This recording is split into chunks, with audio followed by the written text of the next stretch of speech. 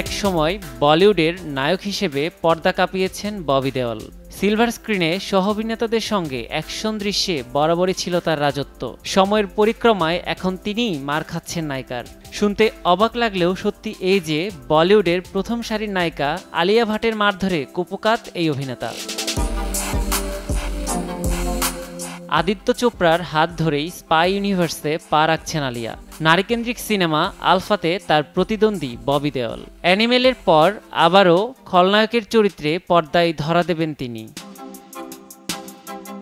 আলফাতে থাকছে আলিয়া ও ববির দুর্দান্ত অ্যাকশন দৃশ্য, যে দৃশ্যে আলিয়ার মার খেয়ে কুপোকাত হতে দেখা যাবে ববিকে। আর এই দৃশ্য ধারণের সময় শুটিং সেটে অ্যাকশন নিরাপত্তারক্ষী বহাল রেখেছেন প্রযোজক আদিত্য চোপড়া। দুর্দান্ত অ্যাকশন দৃশ্যের কোনো ফুটেজ যাতে লিক না হয় সেজন্যই বিশেষ এই ব্যবস্থা।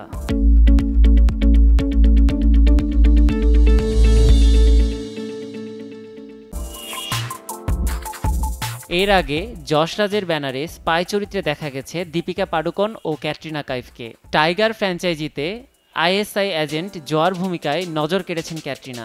অন্যদিকে পাঠান সিনেমায় আইএসআই এজেন্ট রুবিনার চরিত্রে বাজিমাত করেছেন দীপিকা। স্পাই ইউনিভার্সে এবার আলিয়া কতটা বাজিমাত করতে পারেন এবার সেটিই দেখার অপেক্ষা।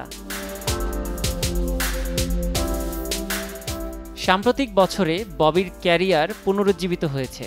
বিশেষ করে অ্যানিমেলের সাফল্যের পর তার ক্যারিয়ারের গতিপথ নতুন দিকে মোড় নেয়। পর্দায় স্বল্প সময়ের উপস্থিতি থাকলেও ববির শক্তিশালী অভিনয় দর্শকের মনে দাগ কাটে। সিনেমাটির বাণিজ্যিক সাফল্য একদিকে যেমন শীর্ষস্থানীয় খলনায়ক হিসেবে ববির অবস্থানকে দৃঢ় করেছে, তেমনি দক্ষিণী ভারতীয় চলচ্চিত্র জগতের দরজাও খুলে দিয়েছে।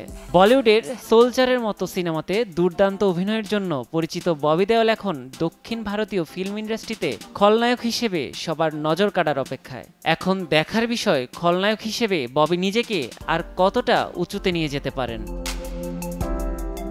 নিয়াজ শুভ, সময় সংবাদ।